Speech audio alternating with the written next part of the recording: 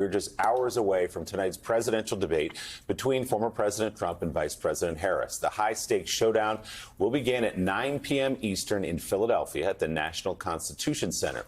This will be the first time the two have faced off on a debate stage against each other. It's also actually the first time they've ever met in person. There will again be no audience in the room. Both sides agreed to the rules ahead of time. Those include microphones only being on for the candidate whose turn it is to speak, and then muted when the time belongs to the other candidate. Only the moderators will be allowed to ask questions. Trump won a virtual coin toss and will give the final closing statement. Closing statements will be 2 minutes per candidate. There will be no opening statements. They'll dive right in for a 90-minute debate. Each candidate will be given 2 minutes to answer each question with a 2-minute rebuttal, and in addition, a minute for a follow-up, clarification, or response. Candidates will stand behind podiums for the duration of the debate. No props or pre-written notes allowed on stage. Each, though, will be given a pen, a pad, paper, and a bottle of water. Campaign staff may not interact with candidates during commercial breaks. Ahead of that face-off, Vice President Harris gave a radio interview yesterday saying she expects Trump is going to lie tonight. He plays from this really old and tired playbook, right, where there's no floor for him in terms of how low he will go. And we should be prepared for that. We should be prepared for the fact that he is not burdened by telling the truth. And we should be prepared for the fact that he is probably going to speak a lot of untruth. He has a playbook that he has used in the past, be it, his attacks on President Obama or Hillary Clinton. So we should expect that some of that might come out.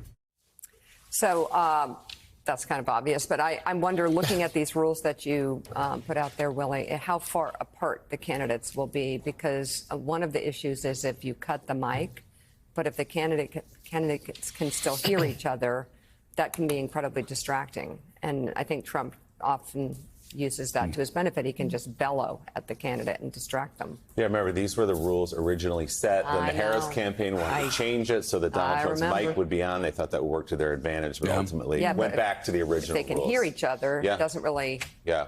I don't know the exact distance, but close enough. Totally it is, Joe. It's distracting. Well, I can tell you, I'm 1,000 miles away from Mika right now, and she's whispering and she's distracting me, so it can be distracting. I hope there's a long enough distance between the two. This it is funny. Yeah. It is funny. There's so many things I could say.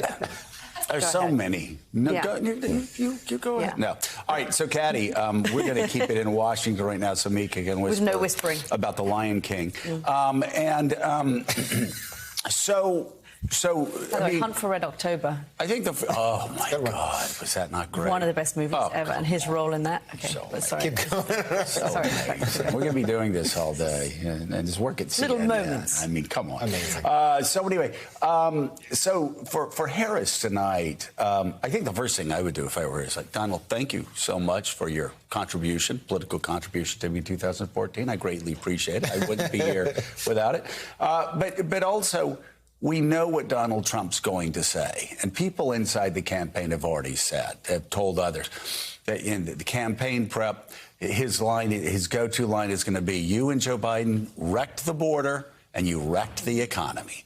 You wrecked the border and you wrecked the economy. No matter what she talks about, he's going to pivot back to those two things. So what's the Harris strategy? So what they would like to do is get him to behave like he did in that dumpster fire of a debate in 2020, where he went off the rails with Joe Biden. The Roids debate. Where he had COVID. Pre-COVID. Anyway, he had COVID and he couldn't stop himself and he interrupted and he was the very worst Trumpian version of himself. That is where they want to try and get to. Donald Trump can be disciplined for 90 minutes if he needs to be disciplined for 90 minutes, and so they're going to have to try and break that down. The word old, I wouldn't be surprised if that comes up quite a lot. Old story, old ideas, implication for old. Small, small ideas, small person, that could come up quite a lot, I'm hearing. So little words that might trigger him, direct attacks on him to try and get under his skin. They have to get him to be Trump. I mean, that's because if it ends up being a debate purely on him being able to say you wrecked the economy and you wrecked the border, that is not a win for her. She needs. It has to be about him behaving badly. As much as it is about her. Of course, she's got to be on top of the policy. She's got to be presidential. But I agree with the old versus new thing, which they've been going for. But if you've noticed, a lot of the messaging that they're putting out there, the Harris campaign, it's about you care for yourself. You're selfish. All you care about is yourself. You want to cut a tax cut for rich people like yourself. We need to go forward with a middle class out agenda. And I think actually in this case, the campaign is going to try to keep it very substantive and look and position her as more of the populist here and take away some of that. Some of what he tries to present to the public. And that could rattle him, I suppose. But I think that's what they want to go, is with the contrast of, we're looking forward. We realize costs still need to get under control. Actually, our plan will do it. Your plan will not. Your plan is to reward corporate interests and wealthy donors and make that the main sort of dynamic. The mics being cut has made it harder for them to be able to rely on him to be the bad version of himself. Exactly. And so then you try to play into some of the strategy. But Miki, there also obviously would be a lot of pivots towards freedom and what Donald Trump is trying to take away from you. He wants to take away your right, women's rights to make a decision. He wants to take away your health care. He's promised to do that. He wants to take away your money. He wants to give it to billionaires. The greatest income redistribution continues under Donald Trump. But with us, we focus on the working class, middle class, small business owners, entrepreneurs, and we have a tax plan that does that. I mean, there are a lot of good contrasts here. Yeah. And Jonathan, let me another contrast is he's a felon.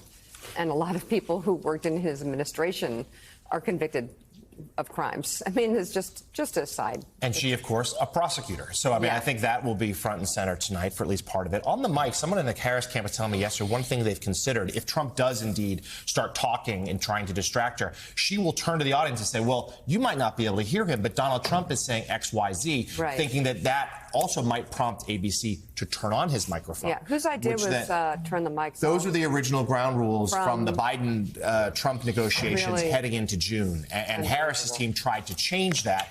Trump then said, no, let's keep it. And ABC said, well, we should stick with the rules that were established. So that's why that's happening tonight, but there may be ways around it. But I do think this also, Rev, there'll be a moment here for the vice president to reintroduce herself to the American people. We saw some polling over the weekend that Americans who even like her say, like, we just don't know much about her yet. We're still learning her policies. We're learning her. This is an opportunity to fill in those gaps. And also, it just should be said, now the contrast of these two candidates on stage, when now Donald Trump is the, quote, old guy in the match. He's the old guy, but I think she also must show a different contrast. She must show with many of us that have gotten to know her down through the years, and I've known her 20, 25 years. I've known him 40.